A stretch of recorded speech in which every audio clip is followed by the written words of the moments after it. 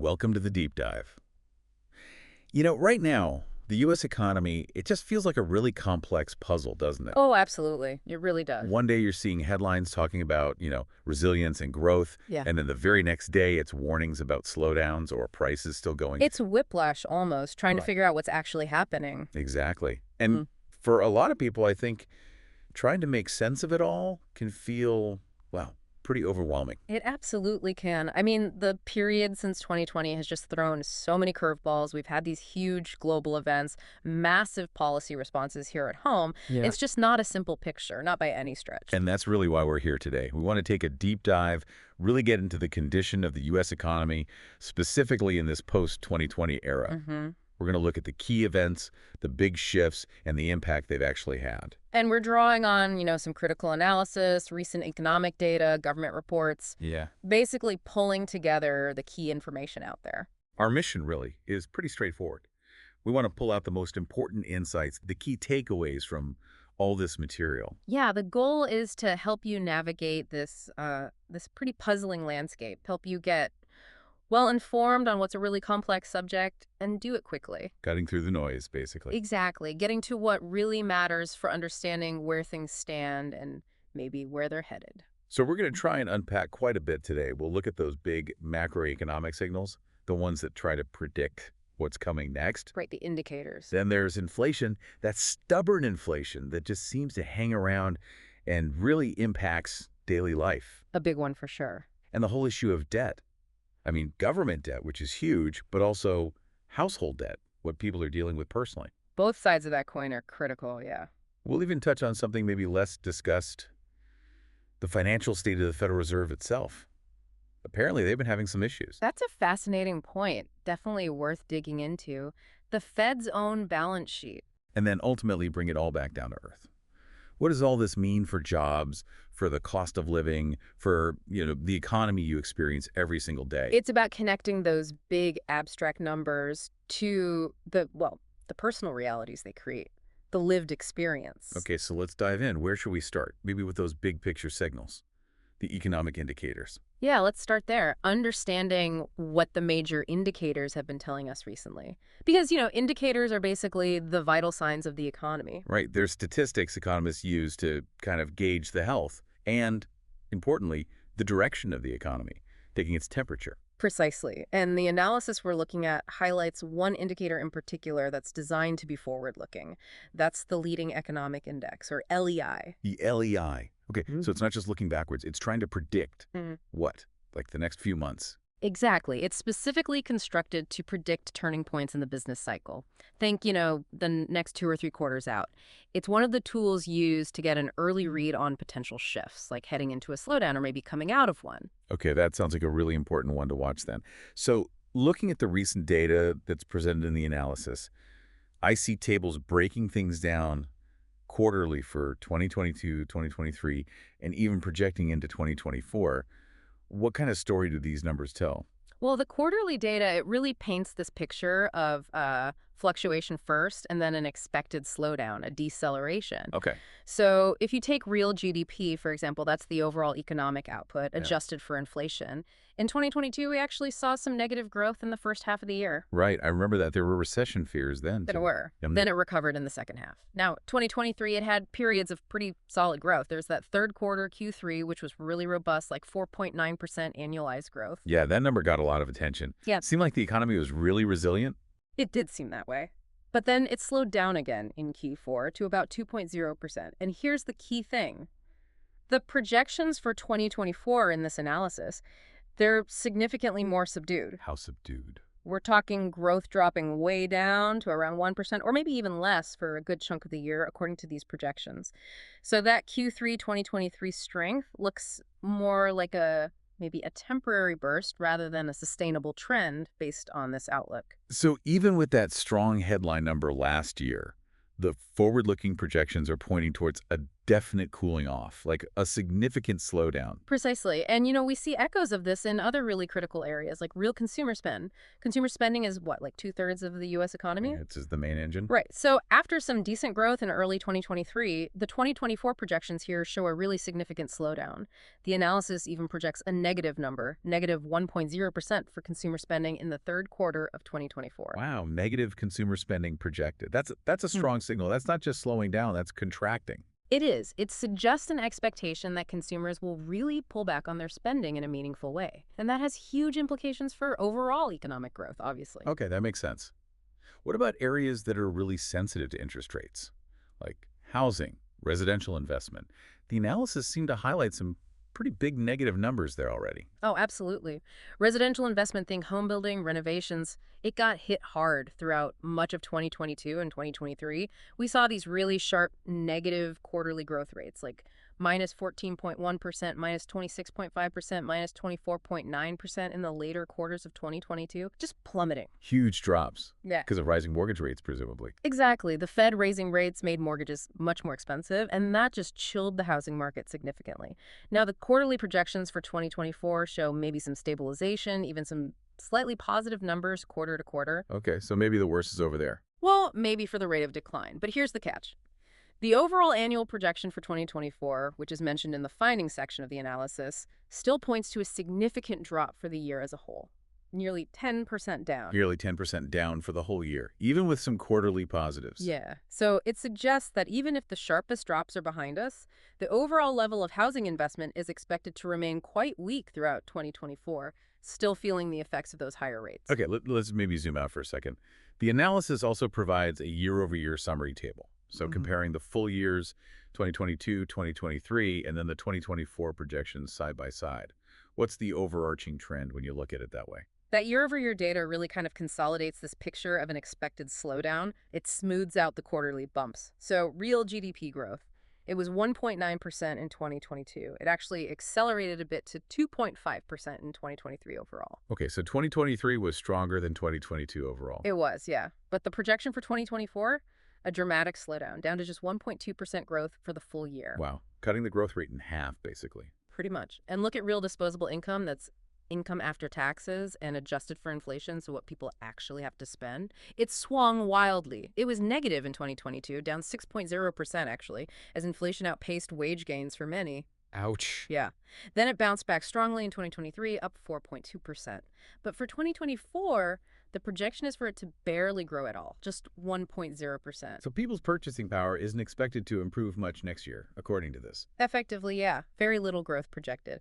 And that ties into real consumer spend again. It grew over 2% in both 2022 and 2023, but the projection for 2024 is less than 1% growth, only some 0.9%. So across the board GDP, income, spending the expectation based on these projections is a really distinct downshift in economic activity in 2024. That's the clear message from these summary numbers, yes. And what about the unemployment rate? It's been so low for so long, historically low. Is that expected to change? Well, it held really steady at a low 3.6% in both 2022 and 2023, which is remarkable, really. Yeah. But the year-over-year projection for 2024 shows an increase up to 4.0%. Okay, 4.0%.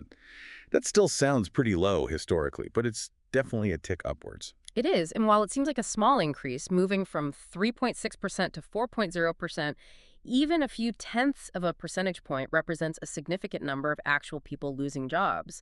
It definitely reflects an expected softening in the labor market. And we'll get into this later, but the analysis actually argues that even that 4.0% might be masking some underlying weakness. Interesting. Okay, we'll come back to that. What about trade, exports and imports? Any major shifts projected there? Yeah, exports saw pretty solid growth back in 2022, but they slowed down in 2023, and they're projected to slow even further in 2024. Imports are a bit more interesting. They jumped a lot in 2022, then actually decreased in 2023. Decreased. Why would imports go down? Could be a mix of factors, maybe shifting consumer demand, maybe businesses adjusting inventory levels after the supply chain issues. But the projection for 2024 is that imports will pick up again slightly. The quarterly projections actually show a pretty strong pickup in imports towards the end of 2024, while exports are expected to kind of flatten out. Okay. And one more indicator from that table. Personal consumer expenditure, the PCE price index. That's another measure of inflation, right? Often the one the Fed watches closely. That's right. It measures price changes for things people actually consume. And that measure does show inflation moderating. It was up 6.5% in 2022, Oof, yeah. dropped to 3.7% in 2023, and the projection for 2024 is a further decrease down to 2.2%. Okay, 2.2%. That's getting pretty close to the Fed's 2% target. So on paper, at least, that looks like a positive sign on the inflation front based on this projection. On paper, yes, it suggests progress towards the target according to this specific measure and projection. All right. So summing up this section on indicators, the stats, especially the forward-looking LEI and the 2024 projections across the board, seem to strongly suggest a slowdown as anticipated. Yeah. Significant cooling expected. Now let's go back to that leading economic index you mentioned earlier, the LEI. The analysis includes a chart, figure 1, and it's pretty stark. It shows the LEI's annual growth rate being substantially negative at the end of 2023. What does that level of negativity actually imply, according to the analysis? Well, when the LEI dips substantially into negative territory like that, the analysis is quite clear. It states it serves as a direct forewarning of an economic contraction. A forewarning, like a warning sign that a recession might be coming. Essentially, yes. It's a signal that the underlying economic conditions are aligning in a way that has historically preceded downturns or recessions. It doesn't guarantee one, but it significantly raises the probability. And the analysis doesn't just say it's negative, it actually draws comparisons to past periods where the LEI looks similar. That sounds pretty compelling. It does, and this is where the historical context really adds some weight, I think. The analysis specifically notes that the LEI's behavior at the end of 2023, that steep negative trend, closely resembles the patterns observed immediately before previous recessionary periods. Which ones specifically? It calls out two key examples.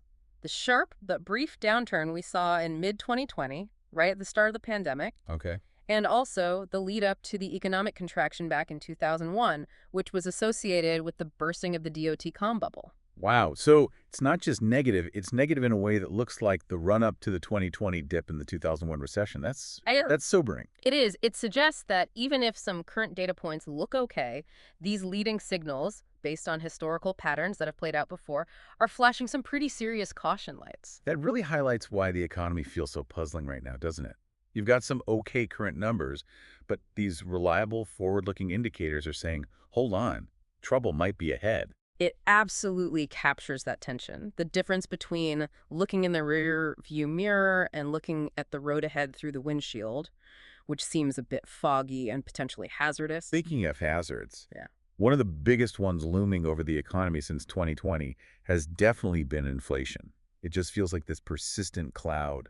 Inflation has, without a doubt, been one of the defining economic features of this whole post-2020 period. It really started taking hold in late 2020 and ramped up significantly. And just to be clear, when we say inflation, we mean At its core, it's just a general increase in the overall price level for goods and services across the economy. And for you, for consumers, what that means is that your dollar just doesn't stretch as far as it used to. Your purchasing power gets eroded over time. right, the same amount of money buys less stuff. Exactly. And this steady rise in prices, it's clearly had a real impact on how people are managing their finances, hasn't it? Oh, absolutely. The analysis points this out directly. It says this persistent rise in prices has led to what it calls prudent spending behavior among American consumers. Prudent spending, meaning people are being more careful. Yeah, more cautious, prioritizing needs over wants, maybe looking for deals, cutting back where they can, stretching their budgets further. The analysis also makes an interesting point that even though real consumer spending kept growing through 2023, Which we saw in the earlier data. right, real personal income growth didn't fully keep pace with that spending growth. So people were spending more, but their underlying purchasing power wasn't necessarily growing as fast. Maybe they were dipping into savings or taking on debt to maintain that spending level. The challenge was ongoing even while spending numbers looked okay. That makes sense. Spending might hold up for a while, but if income isn't keeping up, something eventually has to give. So how do we actually measure this price erosion? You mentioned the PCE before, but the more common one people hear about is the CPI, right? The Consumer Price Index, specifically CPIU. Exactly. The Consumer Price Index for Urban Consumers, or CPIU, is the most widely cited measure. It works by tracking the average change over time in the prices paid by urban consumers for a specific basket of goods and services. Like a representative shopping cart. Pretty much. Everything from groceries and clothing to rent, gasoline, medical care. It tries to capture the typical expenses for urban households. Okay. And based on the data presented in the analysis, what has that CPIU been telling us about the recent inflation trends? The data shows that for the full year, from December 2022 to December 2023, the overall CPIU for all items increased by 3.4%. Okay, 3.4%. Yeah. Still above the Fed's target, but definitely lower than it was at its peak. Right. And if you look at what they call core CPI, which strips out the volatile food and energy prices to get a sense of the underlying trend, that increase was actually a bit higher, 3.9% over the same period. So core inflation was running a bit hotter than the headline number at the end of 2023. It was. The analysis findings also mention a more recent data point. The year-over-year increase for January 2024 was 3.1%, and it contrasts that with January 2023, when the year-over-year increase was way up at 6.0%. Okay, so dropping from 6.0% down to 3.1% over a year, that definitely sounds like real progress in bringing inflation down, no question. It is significant progress, yes. Headline inflation has clearly cooled from its highs. But as you said, it's still above that 2% target the Federal Reserve keeps talking about. It is, and this is where the analysis introduces a really interesting and, frankly, potentially concerning historical comparison. Oh, what comparison does it make? It makes this striking observation. It says that if you look at the pattern of the seasonally adjusted annual change in the CPIU from the start of 2020 through early 2024, it bears a close resemblance to the pattern that was observed way back during the 1972 to 1976 recessionary phase. Wow, the 1970s, Yeah. that's the era of really high persistent inflation, Yeah. stagflation. Exactly. That period is infamous for high inflation that didn't just last a few years. The analysis notes it actually extended through 1983. It was a really prolonged battle. So comparing our current inflation trajectory to the path seen in the early 70s, that's a powerful comparison. What does the analysis suggest might happen if that historical pattern were to actually repeat itself? Well, this is the cautionary part. The analysis suggests that if the trajectory of the CPIU continues to mirror that 1972 to 1983 period, then it's possible that the annual increase in the CPIU could actually accelerate again for the rest of this decade. Accelerate. So instead of continuing down towards 2%, it could potentially tick back up based on that historical parallel. That's the potential scenario the analysis raises based on this comparison. It's a suggestion that while the recent progress in bringing inflation down is real and welcome, the fight might be far from over. We might not be out of the woods yet, if history is any guide here. Wow. That definitely puts a different perspective on the recent drop to 3.1%. It suggests maybe we shouldn't get complacent.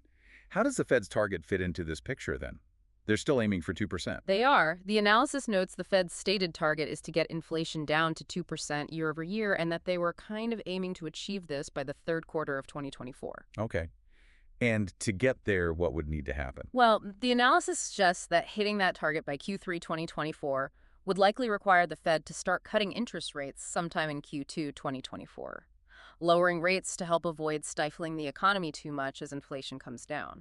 But wait, if there's this risk based on the 70s comparison that inflation could accelerate again, Right. wouldn't cutting rates be risky? That's the dilemma, isn't it? The Fed is walking this tightrope. Cut rates too soon or too much, and you risk inflation flaring back up, especially if that historical pattern holds true. But keep rates too high for too long, and you risk tipping the economy into a deeper slowdown, maybe even a recession, which the LEI is already warning about. It's a tough spot. The analysis adds another layer of nuance too, right? About how it might feel even if the numbers hit 2%. Yes, it makes the point that even if, say, interest rates were lowered around October 2024 and maybe the official inflation rate is near 2%, it might not necessarily feel like inflation has been truly beaten from the perspective of the average person. Why not? Well, think about it. Prices for many things might stop rising as quickly, but they likely won't go back down to where they were before this whole inflation surge started. People have absorbed years of significant price increases. So even if inflation is low going forward, the level of prices is much higher, and that accumulated impact on household budgets could still feel very significant for a long time. The sticker shock might linger. That's a really important point. The rate of change slowing down doesn't erase the high plateau we've reached. So how does the analysis view the Fed's current approach, especially compared to how they fought inflation back in that 70s, 80s period it drew comparisons to. The analysis is pretty explicit here. It says the Federal Reserve is unlikely to repeat the extremely aggressive interest rate hikes that were seen in the early 1980s under Paul Volcker. Those rates reach, as the analysis puts it, extreme interest rates of 18%. 18%. I can't even imagine that today. Right. And the analysis says those extreme rates, while they did help bring inflation down eventually, along with other factors like increased oil drilling noted in the text, they also crushed the economy at the time. So the implication is the current Fed wants to avoid that kind of painful economic medicine if possible. Okay, so they're trying to find a less damaging path this time. The analysis also touches on other factors that might be interacting with inflation, specifically mentioning energy policies. How does it frame that? Yes, the analysis presents a specific viewpoint on some recent energy-related policies. It neutrally reports the perspective that certain new energy-related policies and actions like blocking off of natural gas exports are viewed by some as hindering the economy. Hindering how? The argument presented is that these policies limit domestic energy supply and export opportunities. This, in turn, could potentially complicate the lives of lower-income households who are more affected by energy prices, and it might force international buyers to look elsewhere for energy resources. And who benefits from this, according to that perspective? This viewpoint suggests that environmental activists might be seen as the only winners in this scenario. It also notes that these types of policies face criticism from energy industries and the opposition, who apparently view them as a short-sighted move that could have negative economic consequences.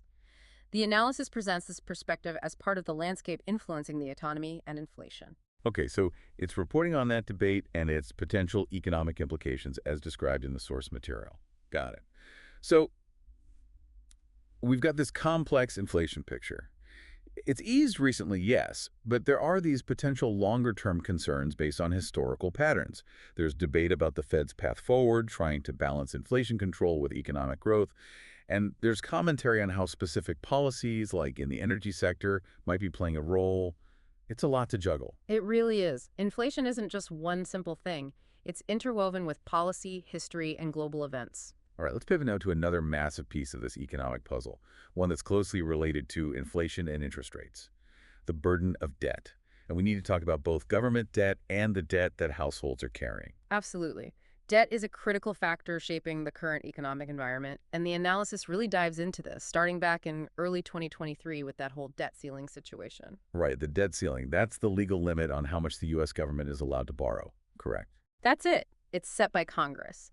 And the analysis reminds us that on January 19th, 2023, the U.S. government officially hit that limit, which was $31.8 trillion at the time. $31.8 trillion. Yeah. Just saying the number is staggering. Yeah. And hitting the ceiling, that creates big problems, right? Political drama, but also real economic risks. Huge risks. Hitting the debt ceiling creates this major political standoff, but the critical danger is the risk of the U.S. Treasury actually defaulting on its financial obligations. Things like paying bondholders, Social Security benefits, military salaries. That would happen if the government couldn't borrow more money and didn't have enough cash on hand to pay its bills. A default would be catastrophic for the U.S. and global economy. So to avoid that worst-case scenario while the politicians argued, the Treasury had to take some unusual steps. Yes, the analysis mentions that the Treasury Department started implementing what are called emergency measures or extraordinary measures. These are basically accounting maneuvers they can use temporarily to free up borrowing room and keep paying the government's bills for a limited time, buying time for Congress to act. Okay. Now, how does this massive level of government debt connect back to that inflation picture we were just discussing? Is there a relationship there? The analysis describes a kind of two-way relationship. On one hand, it suggests that having a very large public debt can create an inflationary pretense. Inflationary pretense, what does that mean? It means that investors who lend money to the government by buying treasury bonds might start to perceive a higher risk because the debt is so large. They might worry about the government's ability to repay long-term, or maybe worry that the government might be tempted to inflate away the value of the debt. So they might demand a higher interest rate, a risk premium as compensation.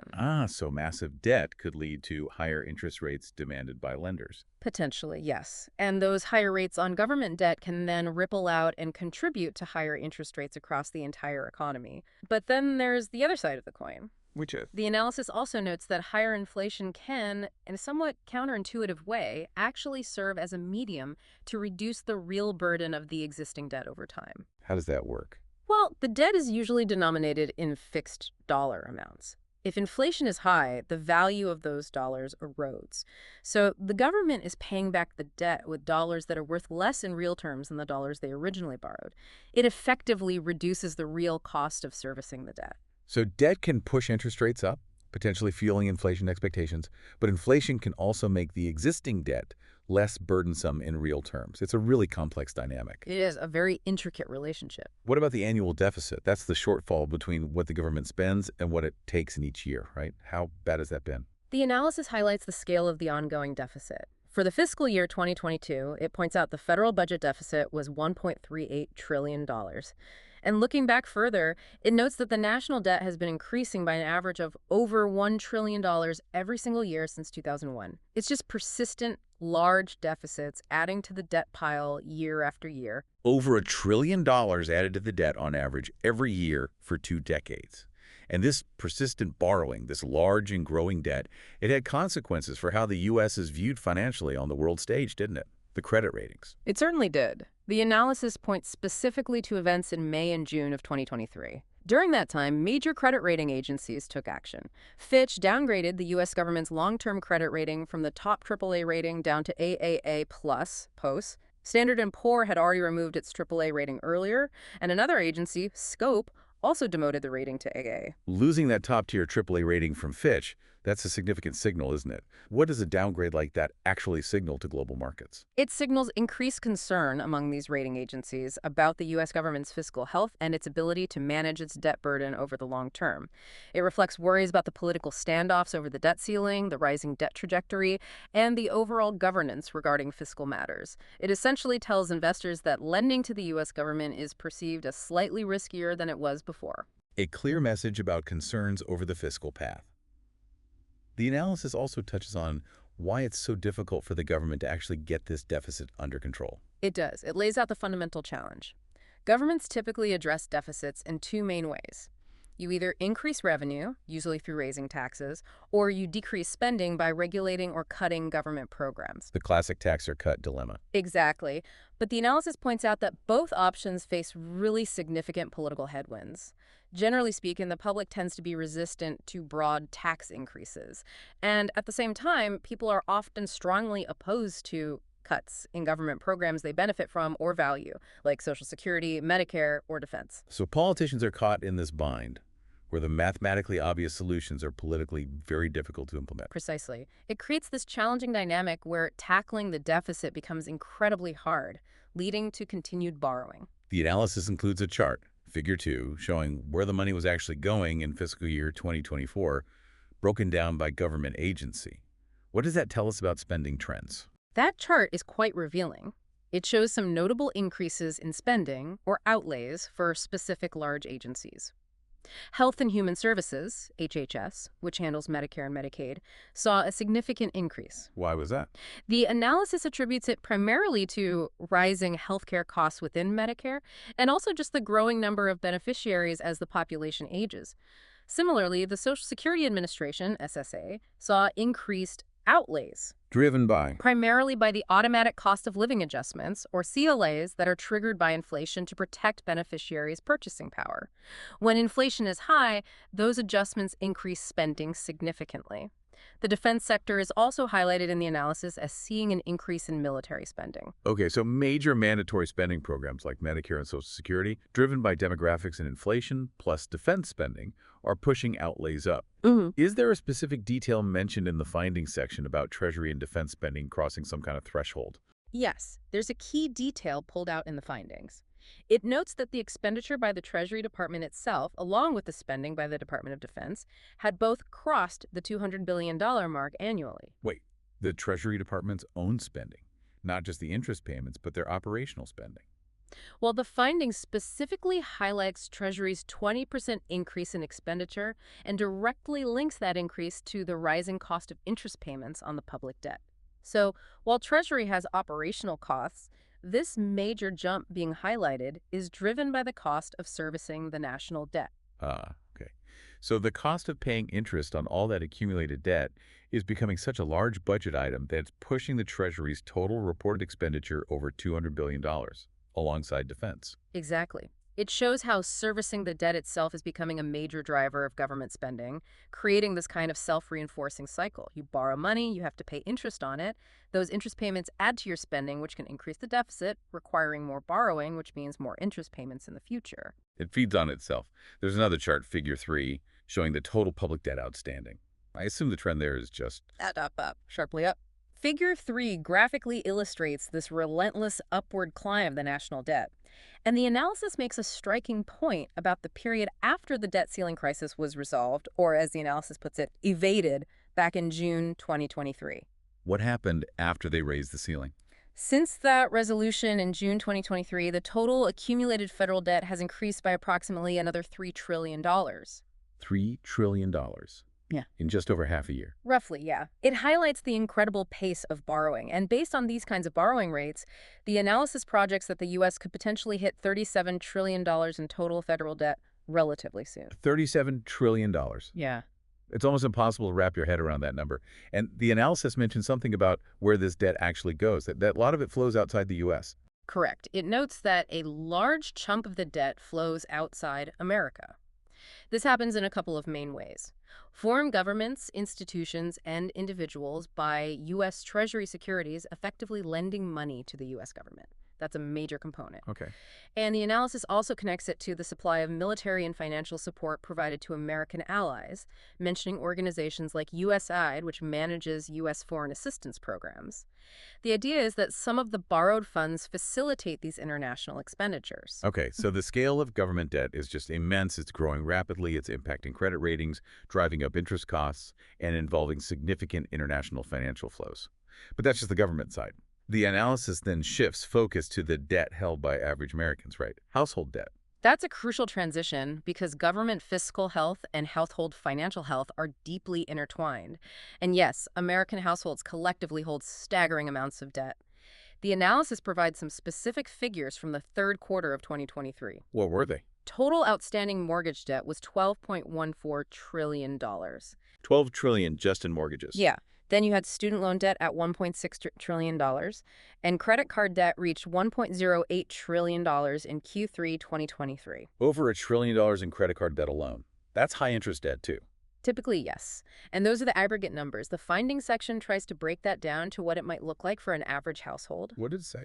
It stated that the average American household owes approximately $10,000 in credit card debt. $10,000. Wow. On top of that, the average mortgage debt was around $241,840, and the average auto loan debt was $22,612. So the average household is juggling significant debt across multiple categories: mortgage, car, credit cards. Yeah.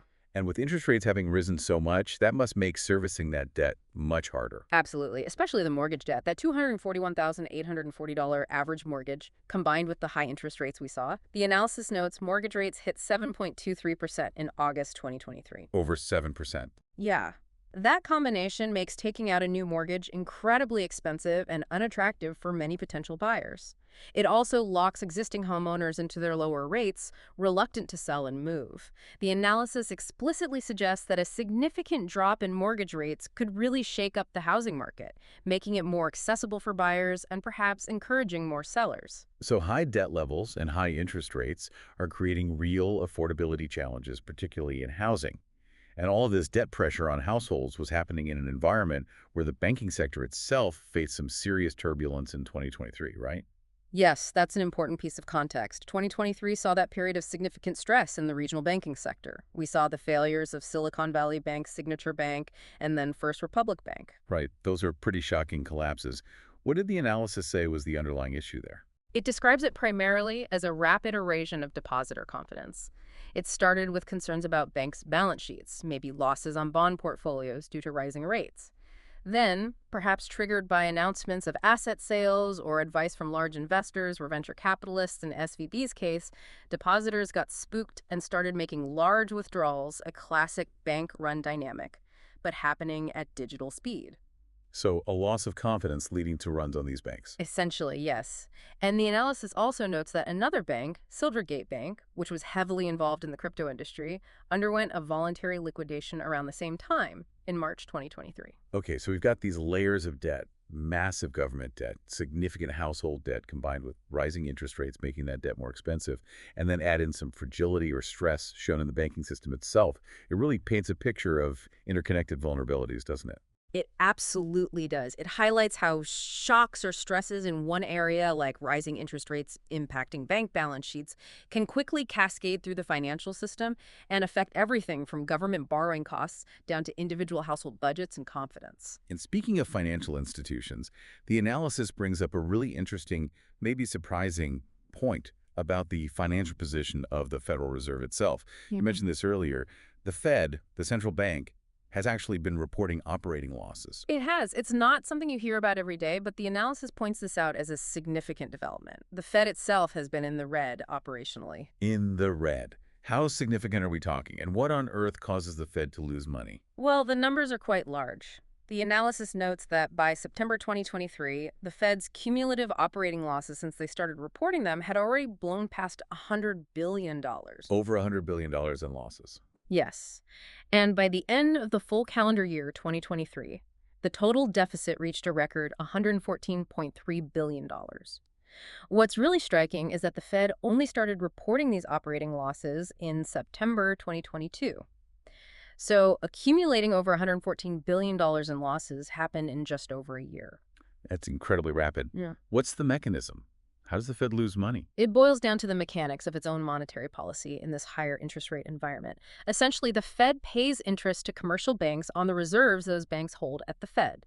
When the Fed raises its target interest rates, the interest it pays out on those reserves goes up. Okay. But at the same time, the Fed earns income from its large portfolio of assets, mostly treasury bonds and mortgage-backed securities, which it bought over the years, especially during periods of quantitative easing when rates were very low. Right, so it bought those bonds when yields were low. Exactly. So now the interest income the Fed is earning on those low-yield assets hasn't kept pace with the much higher interest payments it's making on bank reserves due to its own rate hikes.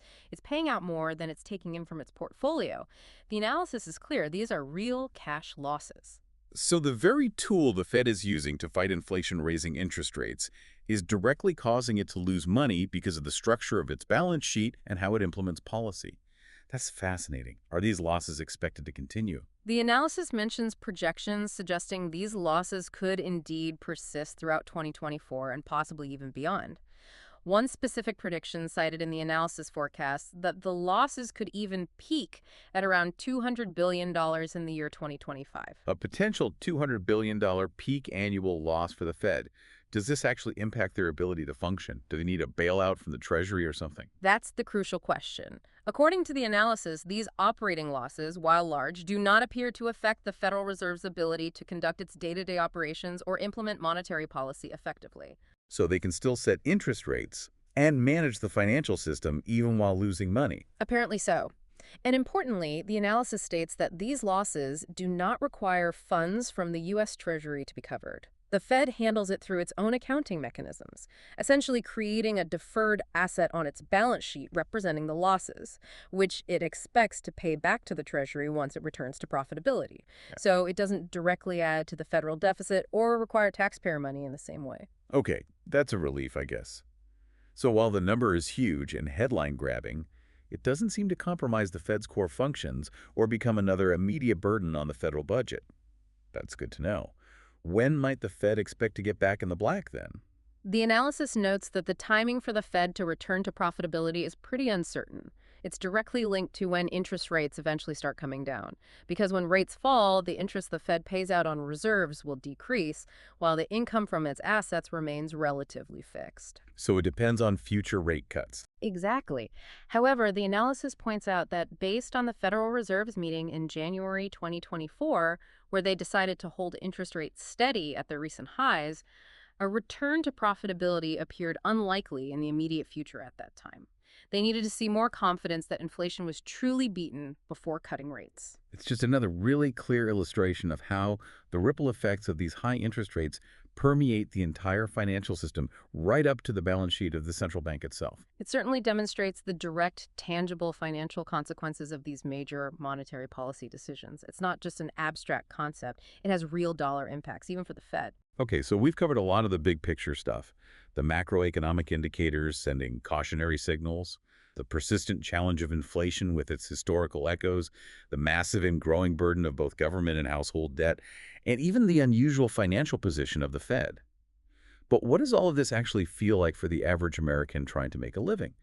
Let's shift gears now and talk about the lived experience of this economy on the ground. Maybe start with the job market. Yeah, connecting these macro trends to everyday life is absolutely essential because that's where the rubber meets the road, right? And the analysis does delve into how these conditions are impacting employed Americans and the job market more broadly. What's the general picture it paints of the labor market since 2020? Well, it's been dynamic, to say the least. We saw that period of really strong recovery and job creation in 2021 as the economy bounced back from the initial severe shock of the pandemic. Lots of jobs were added back. But that strong momentum didn't fully continue, did it? It didn't maintain the same pace. The analysis notes that 2022 saw a noticeable downward trend in the rate of job creation. It was still positive, jobs were being added, but more slowly than in 2021. And the analysis highlights a reason mentioned in a figure caption. Businesses were still grappling with the repercussions and disruptions from the pandemic on their operations, which impacted their hiring plans and pace. Okay. Now, the official unemployment rate, as we mentioned earlier, has stayed remarkably low recently. The analysis cites it hovering around 3.7% for fiscal year 2023 and holding there through January 2024, based on the trend in Figure 4. On the surface, 3.7% looks like a really strong, tight labor market. It does. And that low headline number is often cited, quite rightly, as evidence of economic strength or resilience. But the analysis digs a bit deeper and suggests that this rate, while low, can be somewhat misleading. Misleading? How so? What is it missing? What factors suggest the job market might not be quite as robust as that 3.7% number makes it seem? The analysis points to several key factors that paint a more nuanced and perhaps less rosy picture beneath that headline number. Okay, like what? First, it highlights the very large number of people who are employed part-time. In January 2024, this figure was close to 30 million individuals. 30 million working part-time. Yeah. And here's the critical part. The analysis states that almost 22 million of those part-time workers were working part-time for what are termed non-economic reasons. The non-economic reasons. Does that mean they want full-time work but can't find it? That's often the implication of that category in labor statistics. It suggests a significant level of underemployment people who have jobs, but not the hours or the type of work they need or desire. They're working part-time not by choice, but because full-time opportunities aren't available to them. Okay, so nearly 22 million potentially underemployed. What else? The analysis also points to the number of long-term unemployed. These are people who have been actively looking for work for more than 27 weeks over 6 months and still haven't found a job. This group totaled over 1.3 million people. Being unemployed for that long can be particularly difficult, eroding skills and making it harder to get back into the workforce. Over 1.3 million long-term unemployed. And there's another group too, right? People who aren't even counted in the main rate. Exactly. These are people who are classified as not in the labor force because they haven't actively looked for work in the recent survey period. But crucially, they state that they are willing and available to work if a suitable job came along. The analysis estimates this group at around 5.8 million people. Wow. So let me recap. You've got the official 3.7% unemployed, but underneath that, you have potentially 22 million working part-time involuntarily, over 1.3 million unemployed for more than 6 months, and nearly 6 million more who want a job but aren't actively looking right now. That's the picture the analysis paints by looking beyond the headline rate. It suggests a much larger pool of untapped or underutilized labor and potentially more economic distress than that low 3.7% number might suggest on its own. That definitely paints a more challenging picture. What does the analysis say is the consequence of this kind of environment with maybe more underlying slack than it seems? It suggests that this environment can contribute to a sense of job insecurity, even for those who have jobs. And this insecurity can lead people to perhaps accept lower pay, fewer benefits, or less than ideal working conditions, simply to ensure they have some consistent earnings coming in each month. They might feel they don't have the leverage to demand more. And with the cost of living having gone up so much due to inflation, especially in cities, trying to get by on a minimum wage salary must be incredibly tough. The analysis notes this directly. It points out the federal minimum wage is still $7.25 an hour. Hasn't changed in years. No. And the analysis states quite bluntly that with living expenses continually rising, especially in urban areas, earning $7.25 an hour makes it extremely difficult for someone to cover even their basic costs of living: rent, food, transportation. It also notes that this situation can put businesses in a position where they know workers might be desperate enough to accept lower wages or fewer benefits due to that perceived need for job security. It creates a tough dynamic for low-wage workers. There's another statistic mentioned in the analysis that I found really powerful in illustrating the financial strain many Americans seem to be under. It's about the number of people working multiple jobs. Yes, that is a very telling figure. The analysis points out that a record number of individuals in the U.S., 8.4 million people, are employed in two or more jobs simultaneously. A record 8.4 million. And what's more, this number has increased significantly just since 2020. It's up by 2.4 million people in just a few years. Up 2.4 million since 2020. What does the analysis say this indicates? It states pretty clearly that this sharp increase indicates an upturn in the number of people who are struggling to make ends meet. They need to juggle multiple jobs, multiple income streams, simply to cover their basic household expenses in this environment of higher prices and potentially stagnant real wages for some. That single statistic, a record number of people working multiple jobs and growing fast, really cuts through a lot of the abstract economic data, doesn't it? It highlights the real, tangible financial pressure many households are facing. It absolutely does. It's a direct reflection of the economic challenges hitting home. Okay, let's talk about another huge piece of the household budget, probably the biggest for most people: housing. Whether you're trying to buy a home or renting, it's a massive expense and a source of stress for many. Housing affordability is undoubtedly a core challenge, and the analysis really emphasizes this. It frames it as this difficult choice that many Americans are facing right now. What's the choice? The choice between trying to buy a home, which likely means taking on massive debt through a mortgage, especially at current prices and rates, or renting, which often means paying, as the analysis puts it, over $1,000 every month, and often significantly more than that in many areas while building no equity. The fundamental issue underpinning both sides of that choice is affordability. Housing costs are simply taking up a huge chunk of people's income. The analysis includes a statistic about this burden, about how many people are spending a large portion of their income on housing.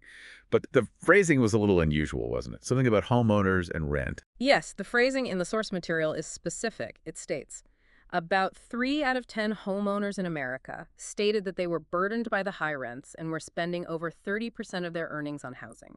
Homeowners burdened by high rents. That seems like a potential typo or conflation in the source, doesn't it? Usually, homeowners are burdened by mortgage payments, property taxes, insurance, while renters are burdened by rents. It does seem like potentially imprecise wording in the source material. However, sticking strictly to what the source says, that's the statement made. Regardless of the exact phrasing, the underlying point it's trying to convey seems clear. A very significant portion of the population, roughly 30%, feels financially burdened by their housing costs, spending more than that commonly recommended guideline of 30% of their income just to keep a roof over their heads. Okay, so setting aside the specific wording quirk, the key takeaway is that housing costs are a major financial strain for about a third of Americans, consuming an outsized portion of their budgets. That seems to be the core message, yes. A major affordability crisis. And we already touched on mortgage rates being high, tying back to the Fed's policy. That's obviously a huge factor for anyone even thinking about buying. Absolutely. The analysis explicitly connects the dots. The Federal Reserve raises short-term interest rates to fight inflation, and lenders respond by increasing the rates they offer for long-term loans like mortgages. With the median sale price for a house hovering around $400,000 according to the analysis, combining that price tag with mortgage rates over 7% creates a massive financial barrier to entry for many potential first-time homebuyers. And it also affects existing homeowners who might want to move, right? Exactly. People who bought or refinanced when rates were down at 3% or lower are very reluctant to sell and take out a new mortgage at 7% plus NUB. This lock-in effect contributes to low housing inventory, which can further push up prices for the few homes that are available. The analysis suggests, as we noted, that a significant drop in interest rates could potentially reform the market by making buying more accessible and perhaps encouraging more existing homeowners to sell. Okay, so buying is tough. What about renting? Where have rents been increasing the most? The analysis provides a table Table 3, with some specific locations, and it mentioned they might be surprising, not necessarily the biggest, most expensive coastal cities. That's right. Table 3 showing rent increases from December 2022 to December 2023 is really revealing. It shows that some of the absolute highest percentage increases weren't in places like New York or San Francisco, but rather in smaller or mid-sized cities, particularly ones that have been experiencing rapid growth, often in the east and south. And the analysis suggests reasons for that, like population shifts. Yeah, it links these high rent increases in specific locations to factors like rapid population growth, which could include people moving for jobs where lower costs of living initially. And it also specifically mentions migrant influx as a contributing factor to demand pressure in some of these areas.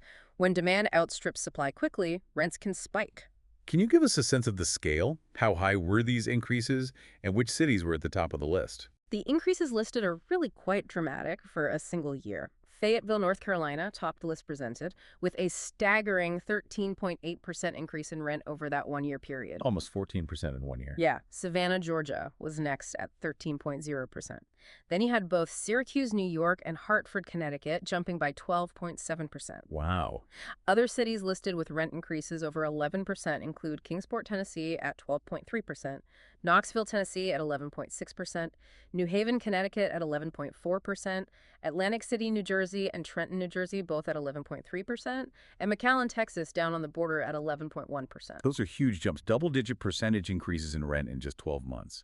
How does that compare to the national average rent increase? Well, the analysis notes that the overall average increase for primary residence rent across the U.S. was a significant 6.5% during that same period, Descent 2022, Descent 2023. And it also mentions that some traditionally prosperous large metro areas like Fort Lauderdale, Miami, or urban Hawaii saw increases around 10%. But these specific, rapidly growing smaller cities experienced even more intense pressure, exceeding even those high figures. That really underscores how uneven the impact of inflation and housing market dynamics can be geographically. Certain places are getting hit much harder than others. Okay, let's move on to another major expense and source of debt for most American households: vehicles, cars, trucks. Yes, the analysis points out something pretty obvious but important. For most people living outside of a few major cities with extensive public transit, it specifically notes New York City as an exception. Owning a vehicle isn't really a luxury, it's a fundamental necessity. You need it to get to work, to shop, to live your life. Right, which means the cost of buying and maintaining a vehicle is a non-negotiable expense for millions. The analysis also throws in a quick note about the environmental impact, too. It does, just a brief mention of the environmental considerations alongside the economic necessity. And just like with mortgages, Americans carry a lot of debt related to their cars, don't they? Auto loans? A huge amount. The analysis states that Americans collectively hold $1.6 trillion in outstanding auto loan debt. $1.6 trillion, just for cars. Yeah, and it represents about 9.2% of all consumer debt. The analysis also notes the flow of new debt. Borrowers are taking out about $60 billion in new vehicle loans every single month. $60 billion a month. Who's taking on most of this debt? Demographically, the analysis indicates that individuals in their 30s and 40s hold the largest share of this auto debt, followed by younger adults under 30. Makes sense, as those are key car buying ages. Okay. What was the state of the actual car market and auto loans more recently, say in the third quarter of 2023, according to the analysis? Did rising prices and interest rates have an impact there too? Oh, absolutely. The impact was very clear by Q3 2023. The analysis highlights that the average monthly payment for a new car hit a record high, $726 per month. $726 a month. Just the payment.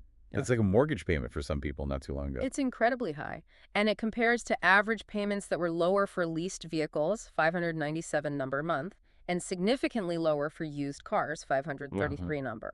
So buying new became extremely expensive. And are people managing to make these high payments? What about delinquencies? That's where a worrying sign emerges. The analysis points out that the auto loan delinquency rate specifically, the percentage of loans that were more than 30 days past due, reached 7.4% in Q3 2023. 7.4%. That sounds quite high for auto loans, is it? It is generally considered elevated, yeah. It suggests a growing number of borrowers are struggling to keep up with their car payments. And what about the loan amounts themselves? Are people borrowing more? Yes, the average loan amount for a new car had crossed to the $40,000 mark. And the analysis includes an interesting, maybe concerning detail about who was taking out the most loans recently. Who was it?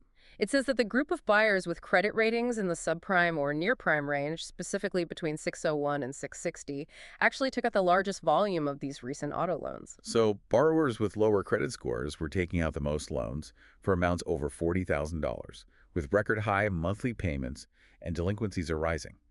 That sounds like a potentially risky combination. It does suggest that a significant portion of recent auto debt is held by borrowers who might be more financially vulnerable and at a higher risk of default if economic conditions worsen or they face unexpected expenses. Does the analysis draw any broader conclusions from this weakness in the auto market?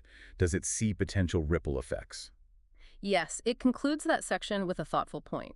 It highlights that auto loans typically have higher interest rates and shorter repayment terms compared to mortgages.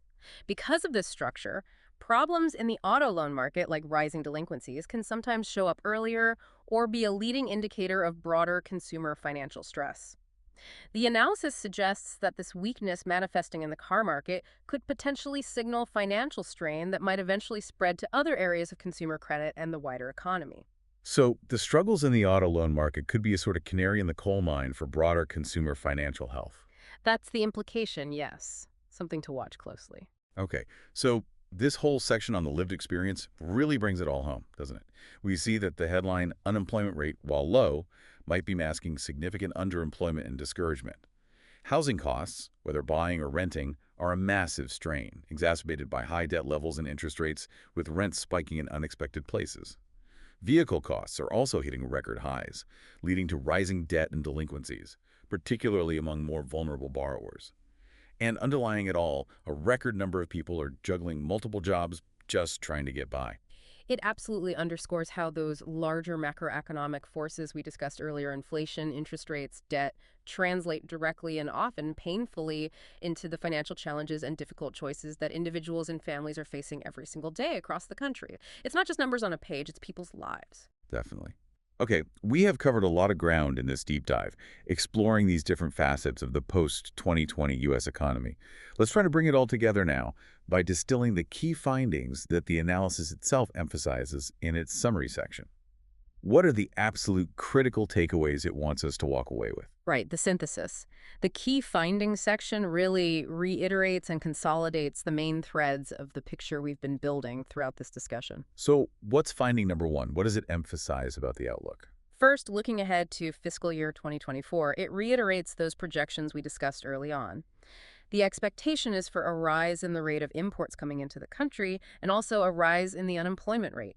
Conversely, exports leaving the country and overall government spending are predicted to decrease. Okay, slowdown signals, and it highlights one area in particular. Yes, it specifically calls out again that projected significant drop, nearly 10% for residential investment in 2024, underscoring the expected continued weakness in the housing construction sector. All right, so finding one. Expected slowdown across key indicators, especially housing investment. What's the next key finding highlighted? Inflation. Exactly. The findings highlight that latest available inflation data point mentioned in the source, noting the 3.1% year-over-year increase in the CPIU for January 2024. But importantly, it immediately ties this number back to the lived experience. How so? It states that these ongoing, although moderating, price increases, when combined with the job market challenges, and here it specifically mentions a perceived lack of service-related job opportunities in particular, make it extremely difficult for an individual to truly thrive financially in the current environment. It connects the macro number directly to individual financial struggle. That's a powerful connection. Does the findings section also reiterate that contrast between different price categories we touched on? Yes, it does. It points out again that some of the highest percentage increases in prices recently have been seen specifically in transportation services like car insurance, repairs, airfare, and shelter services, rent and equivalent costs for homeowners, citing increases of 9.7% and 6.2% respectively. It emphasizes that these are major areas putting pressure on household budgets. But it contrasts that with? It contrasts that with the significant decreases observed in energy prices, specifically citing a 14.7% drop in fuel costs and a 13.8% drop in piped natural gas services. And it reiterates the attribution mentioned earlier, that these energy price decreases are linked in the analysis to the U.S. focus on large-scale electrification efforts, particularly in road vehicles, which presumably reduces demand for fossil fuels. That's a fascinating specific finding policy focus, potentially driving down prices in one major category even amidst broader inflation. Okay, what about the key findings related to debt? The findings recap some of the key debt points we discussed. It reiterates the detail about spending by the Treasury Department, driven by interest costs, and the Department of Defense both crossing that $200 billion annual mark, underscoring the sheer scale of these federal expenditures. And household debt. Yes, it repeats that breakdown of average American household debt figures, putting them side by side for impact. Approximately $10,000 in credit card debt, $241,840 in mortgage debt, and $22,612 in auto loans. Listing them together really illustrates that cumulative debt burden sitting on individuals and families. It paints a picture of significant leverage at the household level. And finally, did the findings section mention the Federal Reserve's own financial situation again? It did. The findings note the increase in the Federal Reserve's operating losses. It quantifies the change by stating there was a $162.339 billion increase in the cumulative loss figure between September 2022, when losses began being reported, and the total combined loss reported through Q3 2023. It highlights the rapid accumulation of those losses at the central bank.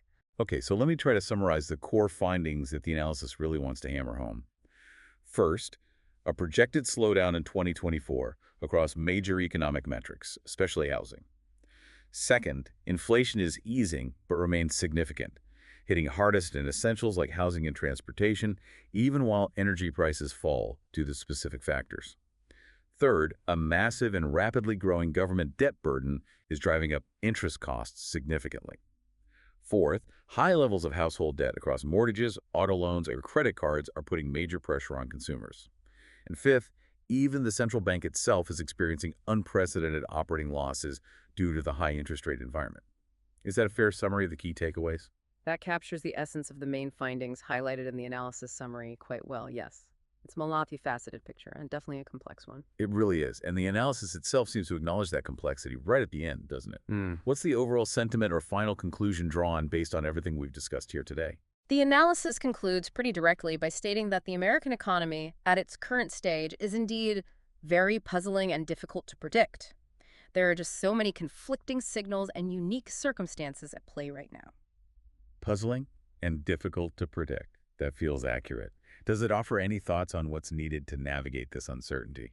It emphasizes the importance of having proper policies in place. It suggests that navigating this complex environment effectively really requires the implementation of thoughtful, appropriate policies that can influence and guide the economy in the right direction. Proper policies. That's No. crucial, but also maybe vague.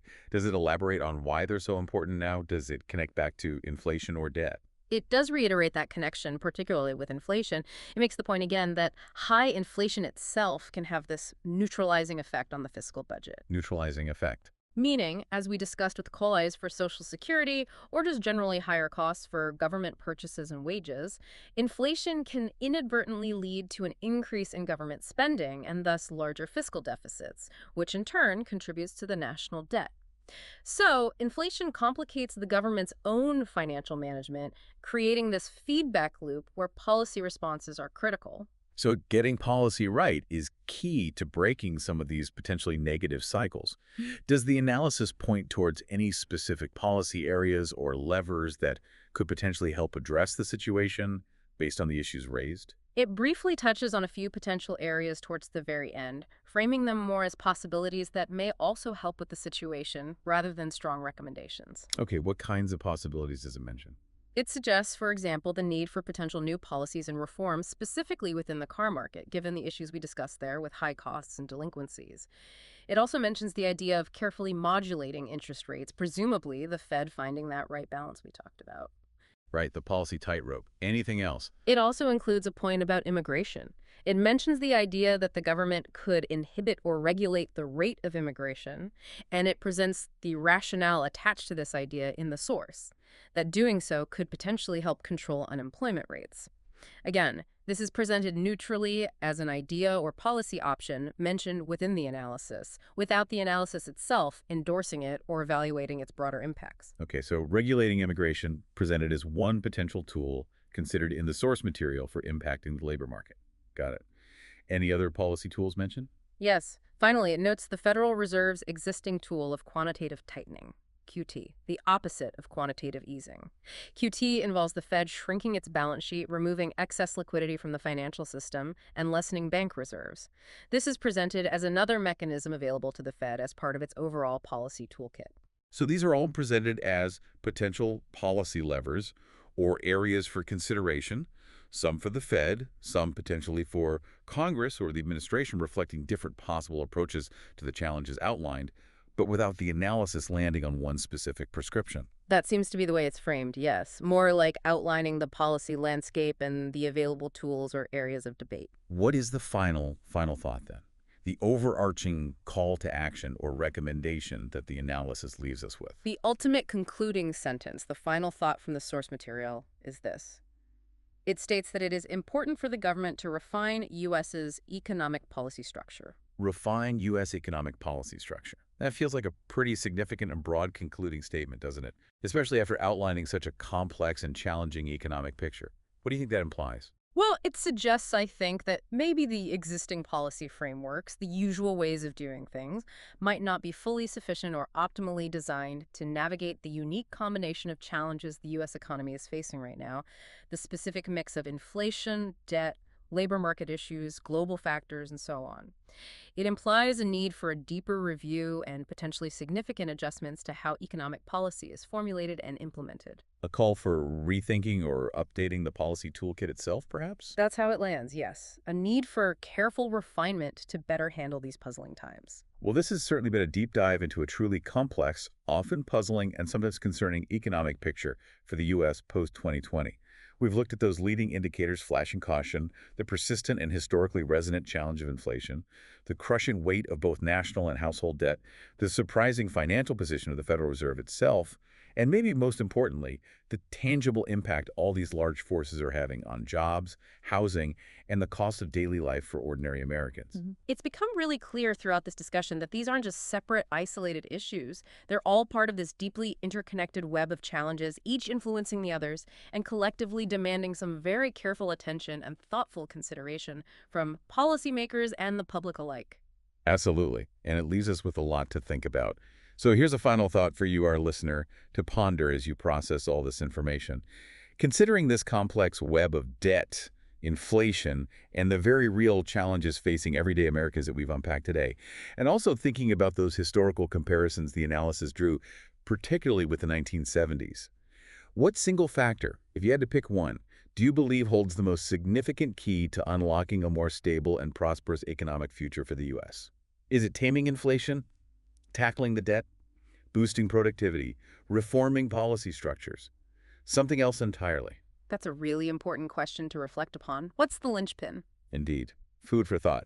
Thank you so much for joining us today for this deep dive into the puzzling post-2020 U.S. economy. Yes, thank you for tuning in. We genuinely hope this discussion has provided you with some valuable insights and a clearer understanding of this complex and incredibly important topic that affects us all. Until next time on The Deep Dive.